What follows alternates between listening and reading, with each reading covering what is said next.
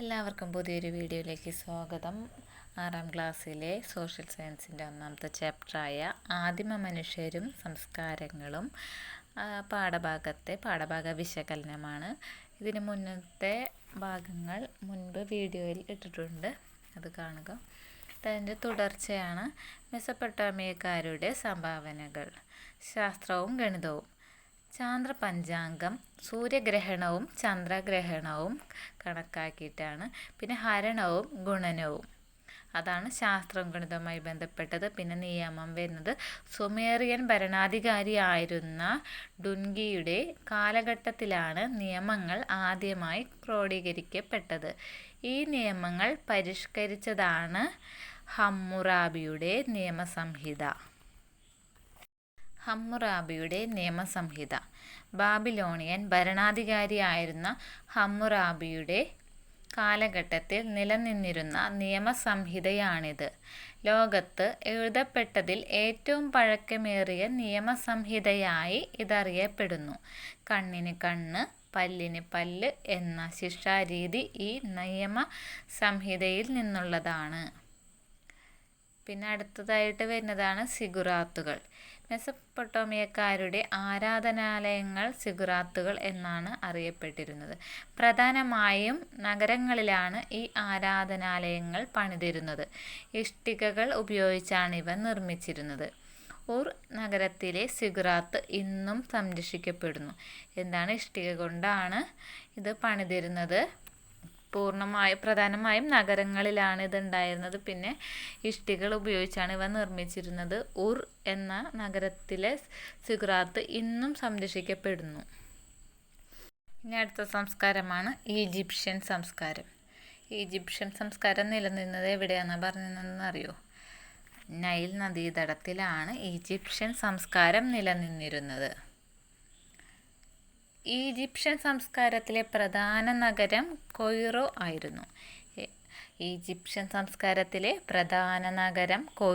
ആയിരുന്നു. ഈജിപ്തിലെ രാജാക്കന്മാർ ഫറവോ എന്ന പേരിലാണ് അറിയപ്പെട്ടിരുന്നത്.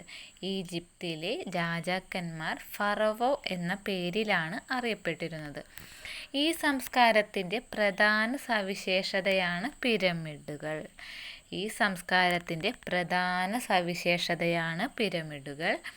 കൃഷിയായിരുന്നു ജനങ്ങളുടെ പ്രധാന ജീവിതമാർഗം.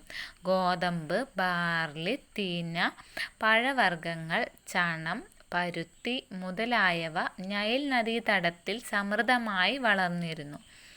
കൃഷിയായിരുന്നു ജനങ്ങളുടെ പ്രധാന ജീവിതമാർഗം. ഏതൊക്കെ കൃഷികളാണ് ചെയ്തിരുന്നത്? ഗോതമ്പ്, ബാർലി, തീന, പിന്നെ ചണം, പരുത്തി തുടങ്ങിയവ നൈൽ നദീതടത്തിൽ സമൃദ്ധമായിട്ടുണ്ടായിരുന്നു. ഈ കാർഷിക സമൃദ്ധിയാണ് നൈൽ നദീതടത്തിൽ ഒരു നാഗരിക സംസ്കാരം വളർന്നു വരാൻ ഇടയാക്കിയത്. അതിനാൽ ഈജിപ്തിനെ നൈലിൻ്റെ ദാനം എന്ന് വിശേഷിപ്പിക്കുന്നു. ഈജിപ്ഷ്യൻ സംസ്കാരം നിലനിന്നിരുന്നത് നൈൽ നദീതടത്തിലാണ്. അവിടുത്തെ രാജാക്കന്മാർ അറിയപ്പെട്ടിരുന്നത് ഫറവോ എന്ന പേരിലാണ്. അവിടുത്തെ ജനങ്ങളുടെ പ്രധാന ജീവിതമാർഗം കൃഷിയായിരുന്നു. എല്ലാ കൃഷികളും നല്ല രീതിയിൽ തന്നെ സമൃദ്ധമായി വളർന്നിരുന്നു. അതുകൊണ്ടാണ് ഈജിപ്തിനെ നൈലിൻ്റെ ദാനം എന്ന് വിശേഷിപ്പിക്കുന്നത്. ഇനി അവിടുത്തെ പിരമിഡുകൾ. ഈജിപ്ഷ്യൻ സംസ്കാരത്തിൻ്റെ പ്രധാന സവിശേഷതയാണ് ഫറവോന്മാരുടെ ശവകുടീരങ്ങളായ പിരമിഡുകൾ. ഗിസയിലെ മഹത്തായ പിരമിഡ് ഏറ്റവും വലുതും പ്രശസ്തവുമാണ്. ഈജിപ്ഷ്യൻ സംസ്കാരത്തിൻ്റെ പ്രധാന സവിശേഷതയാണ് ഫറവോന്മാരുടെ, അവരുടെ രാജാക്കന്മാർ അറിയപ്പെടുന്ന പേരാണ് ഫറവോന്മാർ കേട്ടോ. അവരുടെ ശവകുടീരങ്ങളായ പിരമിഡുകൾ. ഗിസയിലെ മഹത്തായ പിരമിഡ് ഏറ്റവും വലുതും പ്രശസ്തവുമാണ്. മമ്മികൾ, മൃതദേഹം സുഗന്ധദ്രവ്യങ്ങൾ പൂശി അനശ്വരമായി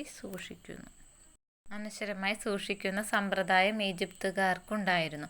ഇപ്രകാരം സൂക്ഷിക്കുന്ന മൃതദേഹമാണ് മമ്മി എന്നറിയപ്പെടുന്നത്. ഫറവോ ആയിരുന്ന തൂത്തൻഖാമൻ്റെ മമ്മിയാണ് ഇവയിൽ ഏറ്റവും പ്രശസ്തമായത്. പിരമിഡുകൾക്കുള്ളിലാണ് ഇത്തരം മമ്മികൾ സൂക്ഷിച്ചിരുന്നത്. എഴുത്തുവിദ്യ. മെസൊപ്പൊട്ടേമിയയിലേതുപോലെ ഈജിപ്തിലും എഴുത്തുവിദ്യ നിലനിന്നിരുന്നു. ഈജിപ്ഷ്യൻ എഴുത്തുവിദ്യയുടെ സവിശേഷതകൾ എന്തൊക്കെയാണെന്ന് നമുക്ക് നോക്കാം. ഹൈറോഗ്ലിഫിക്സ് ലിപി. പുരാതന ഈജിപ്തുകാരുടെ എഴുത്ത് ലിപിയായിരുന്നു ഇത്. വിശുദ്ധമായ എഴുത്ത് എന്നാണ് ഈ വാക്കിൻ്റെ അർത്ഥം. ചിഹ്നരൂപവും അക്ഷരരൂപവും കൂടിച്ചേർന്ന ലിപിയാണിത്. വലത്തുനിന്ന് ഇടത്തോട്ടാണ് വായിച്ചത്. ശാസ്ത്ര നേട്ടങ്ങൾ. ഗണിതവും വൈദ്യശാസ്ത്രവും ഈജിപ്തിൽ പുരോഗതി കൈവരിച്ചിരുന്നു. ഗണിതശാസ്ത്രത്തിലെ ജ്യാമിതിക്ക് അടിസ്ഥാനമിട്ടത് ഈജിപ്തുകാരായിരുന്നു. സങ്കലനം, വ്യവകലനം എന്നിവ ഇവരുടെ സംഭാവനകളായിരുന്നു. 30 ദിവസം വീതമുള്ള 12 മാസങ്ങളോളം 5 ദിവസവും കൂട്ടിച്ചേർത്ത 365 ദിവസങ്ങൾ അടങ്ങിയ ഒരു വർഷമാണ് ഇവരുടെ സൗരപഞ്ചാംഗത്തിൽ ഉൾപ്പെട്ടിട്ടുള്ളത്. ശാസ്ത്ര നേട്ടം. ഗണിതശാസ്ത്രത്തിലെ ജ്യാമിതിക്ക് അടിസ്ഥാനമിട്ടത് ഈജിപ്തുകാരായിരുന്നു. സങ്കലനം, വ്യവകലനം എന്നിവ ഇവരുടെ സംഭാവനകളായിരുന്നു. ചൈനീസ് സംസ്കാരം. ചൈനീസ് സംസ്കാരം ഹൊയാങ്ഹോ നദീതടത്തിലാണ് ചൈനീസ് സംസ്കാരം ഉടലെടുത്തത്. കൃഷിയായിരുന്നു ഈ സംസ്കാരത്തിൻ്റെ അടിത്തറ. കൂടാതെ നെയ്ത്ത്, മൺപാത്ര നിർമ്മാണം, പട്ടുവസ്ത്ര നിർമ്മാണം എന്നിവയിലും അവർ വിദഗ്ധരായിരുന്നു. മികവുറ്റ വെങ്കല ശില്പങ്ങൾ അവർ നിർമ്മിച്ചിരുന്നു.